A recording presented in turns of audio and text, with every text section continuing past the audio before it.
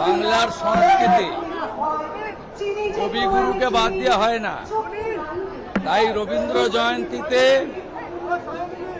বাংলায় নতুন জাগরণের আজ সূচনা। নতুন সরকার দায়িত্ব নিল, কবিগুরুকে প্রধানমন্ত্রী প্রণাম জানিয়ে মুখ্যমন্ত্রীকে শপথ নেওয়ালেন এবং আমরা দায়িত্বভার নিলাম। বাংলা বাঙালির সংস্কৃতি কবিগুরুর চেতনাতে, কবিগুরুর ভাবনাতে হবে, তার আজকে শুভ সূচনা।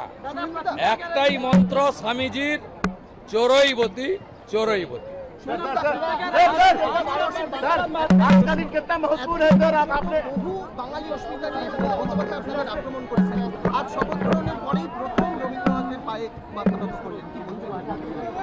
আরে ধুতি পাঞ্জাবিতে থাকা ডক্টর শ্যামাপ্রসাদ মুখার্জির তৈরি করা আদর্শের ভিত্তিতে যে রাজনৈতিক দল, তাকে কারোর কাছ থেকে সার্টিফিকেট নিতে হবে না।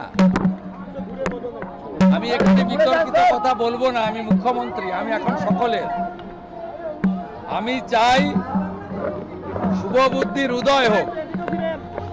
আমি শুধু বলবো যারা এখনো সমালোচনা করছেন তাদের চৈতন্য উদয় হোক। আসুন, বাংলার অনেক ক্ষতি হয়ে গেছে, শিক্ষা হারিয়ে গেছে, সংস্কৃতি ধ্বংস হয়ে গেছে। আমরা বাংলাটাকে নবনির্মাণ করি, অনেক দায়িত্ব।